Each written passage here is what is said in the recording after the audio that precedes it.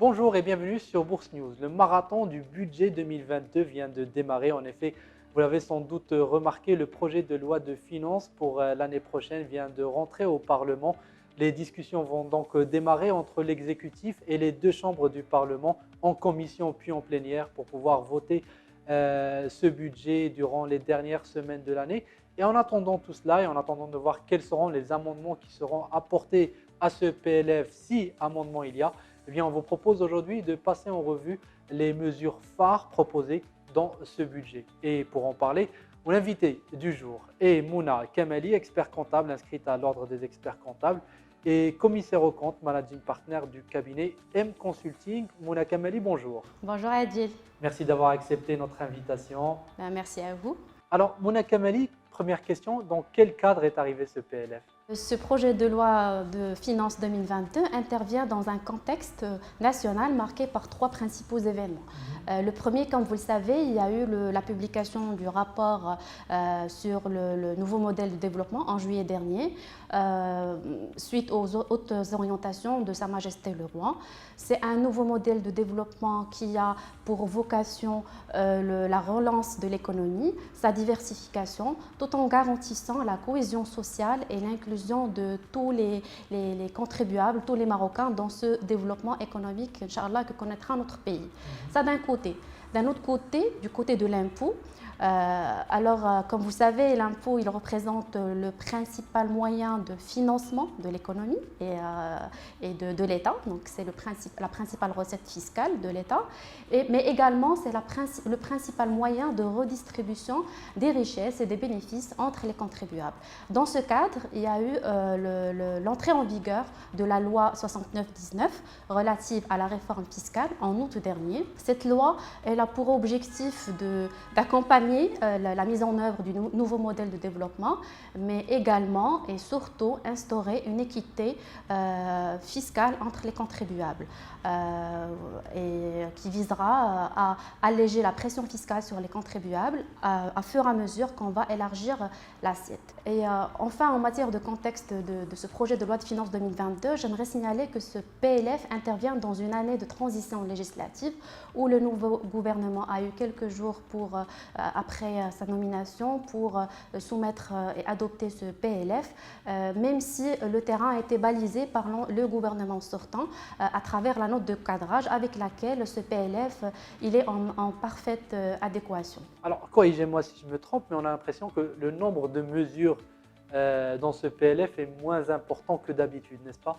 Tout à fait, tout à fait. D'ailleurs, à l'analyse du PLF 2022, on constate qu'il y a très peu de mesures, surtout sur le plan fiscal. Sur le plan économique, non, c'est assez robuste, mais sur le plan fiscal, sur le plan douanier, c'est assez modéré, même très modéré. Mais comme je viens de le citer, c'est un PLF, c'est un premier PLF d'un nouveau gouvernement qui vient justement de prendre donc, sa place. Oui. Et du coup, ça se comprend. Mais malgré cela, les mesures fiscales et douanières annoncent déjà les couleurs de ce qui va venir par la suite. Donc, ce sont des mesures qui sont en parfaite adéquation avec la réforme fiscale pour laquelle justement le Maroc et la loi prévoient un délai d'application maximal de 5 ans. Et également en adéquation avec le nouveau modèle de développement. Très bien. Alors, ces mesures, parlons-en. Est-ce que vous pouvez nous faire un topo des principales mesures fiscales? Bien entendu, on ne pourra pas toutes les passer en revue maintenant, mais quelles sont les principales mesures que nos internautes doivent connaître? Alors en matière d'IS, déjà il y a le remplacement du barème progressif par le barème proportionnel. J'aimerais juste signaler qu'en 2016 déjà, il y a la loi de finances 2016 qui avait instauré ce barème proportionnel. Oui. Après, il y a la loi de finances 2018 qui est revenue sur la proportionnalité du barème et a instauré la progressivité. PLF 2022 avance comme raison de ce retour vers le régime proportionnel par le fait qu'on va converger vers un taux d'IS unifié. À l'instar des pratiques internationales, parce que lorsqu'on analyse les pays étrangers, la plupart des pays adoptent un taux d'IS unifié. On n'a pas un barème par tranche. Alors, qu'est-ce que ça peut changer pour les entreprises si c'est adopté en l'état? Quelle est la différence entre un IS proportionnel et un IS progressif? Alors aujourd'hui, le taux d'IS, comme j'ai dit, il est progressif. Nous avons trois principales tranches. Une tranche inférieure à 300 000 dirhams à laquelle on applique 10%. Ensuite, en 300 000 jusqu'à 1 million, on applique 20%. Et au-delà de 1 million, on applique le 31%. Et donc une entreprise qui réaliserait par exemple 1,5 million de résultats. Exactement, elle va appliquer pour calculer son ISD les taux de manière, donc le taux approprié à chaque tranche. D'accord. Et donc il y a un avantage fiscal peut-être qui disparaît pour ces entreprises. Tout à fait. Au fait, l'avantage principal, parce que ceci va induire une augmentation du montant de l'ISD pour les sociétés qui ont un bénéfice fiscal supérieur à 300 000 dirhams. Pour celles qui sont inférieures à 300 000 dirhams, elles sont de facto à 10%. Par contre, lorsqu'on passe à une tranche supérieure à 300 000 dirhams de bénéfice fiscal, là, on va perdre l'avantage d'appliquer les 10% sur la tranche inférieure à 300 000 et on passe directement au taux qui nous est applicable, donc soit les 20% si on est entre 300 000 et 1 million, soit 31% direct si on est au-delà de 1 million de dirhams. Je parle bien évidemment du barème de droit commun. J'aimerais signaler qu'il y a des sociétés qui ont le taux d'IS plafonné à 20%, telles que les sociétés exportatrices et d'autres activités qui sont définies par la loi. Alors, d'autres mesures peut-être à nous présenter en matière d'IS? Oui, en matière d'IS, il y a les sociétés industrielles qui ont un bénéfice net fiscal inférieur à 100 millions de dirhams. Le PLF propose à ce qu'on baisse leur taux d'IS marginal de 28% à 27%. Et ceci, justement, c'est en parfaite adéquation avec le nouveau modèle de développement qui ambitionne à encourager les secteurs productifs, à savoir les industries. Quoique le taux paraîtrait 1%, donc on est juste en train de baisser de 28 à 27%, mais comme je dis tout à l'heure, c'est vraiment, on est en train d'annoncer les couleurs pour les années à venir. Les sociétés seront soumises à la contribution sociale de solidarité encore pour l'année 2022 selon le projet de loi de finances 2022, mais cette fois-ci avec une hausse du taux de contribution. Les sociétés qui avaient un taux de contribution sociale de solidarité de 1,5% passeraient à 2%, celles qui avaient 2,5% passeraient à 3%, et celles qui avaient 3,5% passeraient à 5% selon le PLF 2022. Toujours, ce sont les sociétés qui ont un bénéfice fiscal supérieur à 1 million de dirhams qui seraient éligibles à cette contribution. Et au passage, j'aimerais signaler que pour l'instant, le PLF a épargné les personnes physiques, ce qui serait une bonne nouvelle pour les personnes physiques en matière de contribution de solidarité. En matière d'IR, maintenant, est-ce qu'il y a de nouvelles mesures à nous proposer?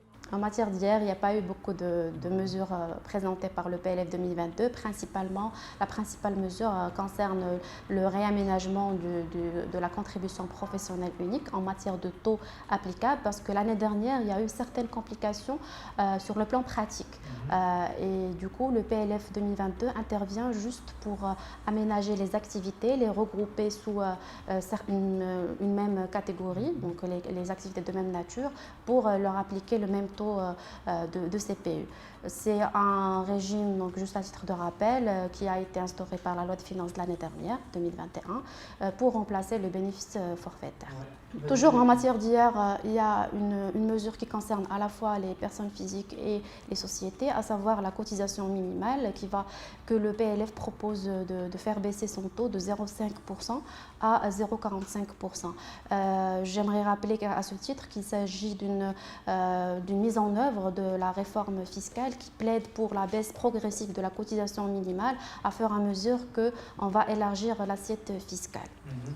En matière de TVA, est-ce qu'il y a des nouveautés? En matière de TVA, le principal produit qui a subi des propositions en matière au niveau du PLF, ce sont les produits de panneaux photovoltaïques et les chauffe-eau solaires. Pour ces produits-là, le PLF propose un alignement des taux. J'aimerais rappeler qu'actuellement, sur ces produits-là, on applique un taux de 20% à l'importation et de 0% sans droit de déduction, donc elles sont exonérées pour la TVA à l'intérieur. Le PLF propose un alignement, que ce soit pour la TVA à l'importation ou la TVA à l'intérieur, on passerait à un taux unifié de 10% avec droit de déduction. Et le PLF propose également d'exonérer les produits qui rentrent dans la fabrication, certains produits qui rentrent dans la fabrication des panneaux photovoltaïques et des chauffe-eau solaires. Très bien. J'imagine tout cela pour encourager la transition écologique. Énergétique, exactement, qui représente aussi un des piliers du nouveau modèle de développement. Très bien. Passons aux mesures douanières maintenant. Sur le plan douanier, en matière de hausse et de baisse des tarifs, pas grand-chose, mais j'aimerais surtout mettre en avant que le PLF propose surtout l'habilitation du gouvernement à prendre des mesures courant l'année prochaine 2022, ce qui justement laisserait présager qu'il y aura certainement des refontes de taux pendant l'année prochaine, Inch'Allah. Ceci du côté des droits de douane. Concernant la TIC, oui, il y a eu plusieurs mesures, principalement les cigarettes et les cigarettes électroniques sur lesquelles le PLF propose une augmentation. Pour les cigarettes normales, donc il y aura une augmentation selon un échéancier, mais sur les cigarettes électroniques, il y a une augmentation à partir du 1er janvier 2022. Également, il y a l'instauration d'une taxe écologique sur les produits électroménagers énergivores.